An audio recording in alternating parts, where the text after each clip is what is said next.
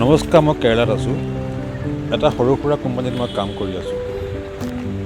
বৰ্তমান মই দেখিবলৈ পাইছোঁ যে নেপালৰ পৰা অহা বিভিন্ন লোকে কেৰালাত কাম কৰি আছে, কিন্তু তেওঁলোকে কম দৰমহা বা হাজিৰাত কাম কৰে।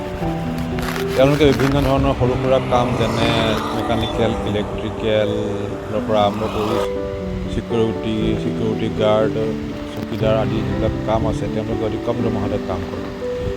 যিবিলাক কাম আমি কম দৰমহাতে কৰাটো সহজ নহয়, কিন্তু এই নেপালৰ পৰা অহা লোকসকলে অতি কম দৰমহাতে কাম কৰে।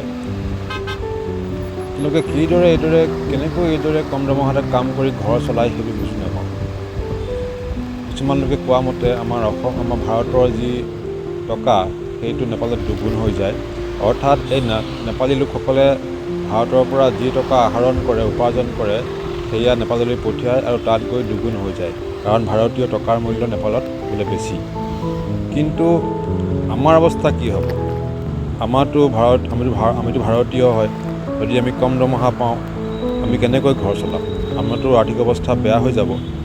গতিকে এই ক্ষেত্ৰত চৰকাৰে চিন্তা কৰিব লাগে, কাৰণ এনেকৈ যদি চলি থাকে, এই নেপালৰ পৰা অহা লোকসকলে যদি কামবিলাক কাঢ়ি লয় কম দৰমহাতে কাম কৰি তেতিয়াহ'লেতো ভাৰতীয়সকলৰ অৱস্থা অতি বেয়া হ'ব। আমিতো ইমান কম দৰমহাত কাম কৰিব নোৱাৰোঁ, আমিতো ইমান কম দৰমহাতে খোৱা লোৱা কৰিব নোৱাৰোঁ। তেওঁলোকৰ প্ৰফিট হয় ভাৰতত কাম কৰি, কাৰণ ভাৰতীয় টকাৰ মূল্য নেপালত বেছি। আৰু মই ক'ব বিচাৰোঁ এইটোৱে যে চৰকাৰে এখন আইন কৰক যাতে যিসকল মালিক বা কোম্পানীয়ে নেপালৰ পৰা কম দামত শ্ৰমিক আনি পেলাই কাম কৰোৱাইছে, তেওঁলোকে যাতে এইসকলক মানে কম মূল্যত খটুৱাব নোৱাৰে, কম হাজিৰা দি খটুৱাব নোৱাৰে, কম দৰমহা দি খটুৱাব নোৱাৰে। আমাৰ ভাৰতীয়সকলক যি দৰমহা দিয়ে এইসকলকো সেই দৰমহা দিয়া ব্যৱস্থা কৰক। যদি কোনোবা মালিক বা কোম্পানীয়ে যদি কম দৰমহাত এনেকুৱা কামত লগোৱাইছে, তেতিয়াহ'লে এইটো চৰকাৰে এটা তদন্ত কৰাব লাগে আৰু শাস্তিমূলক ব্যৱস্থা গ্ৰহণ কৰিব লাগে।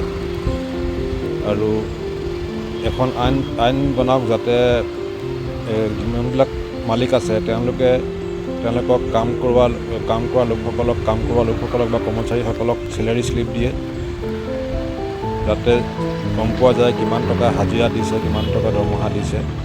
চেলাৰী শ্লিপত মালিকসকলে চাইন কৰি দিব লাগে, যাতে কিমান হাজিৰা ডেইলি দিছোঁ বা কিমান দৰমহা মাহেকত দিয়া হৈছে।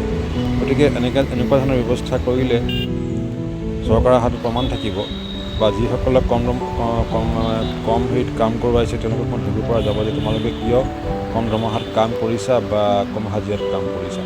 যদি এনেকুৱা ষ্টেপ নলয় এই নেপালৰ পৰা অহা লোকসকলৰ বিৰুদ্ধে, তেতিয়াহ'লে কি হ'ব? আমাৰ ভাৰতীয়সকলৰ আৰ্থিক অৱস্থা খুবেই বেয়া হ'ব।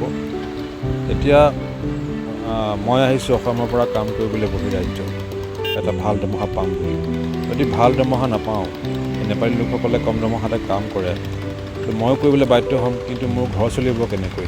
মোৰতো আৰ্থিক অৱস্থা বেয়া হৈ যাব, আৰু এই নেপালীসকলে উপাৰ্জন কৰা টকা নেপালত গৈ দুগুণ হৈ যাব, তেওঁলোকৰ অৱস্থা ভাল হ'ব। গতিকে এই ক্ষেত্ৰত বহু কথা চিন্তা কৰিবলগীয়া আছে, আৰু চৰকাৰেও চিন্তা কৰিবলগীয়া হ'ল। গতিকে মই চৰকাৰক আহ্বান জনাওঁ যাতে চৰকাৰে এই ক্ষেত্ৰত উচিত পদক্ষেপ লয়। ধন্যবাদ।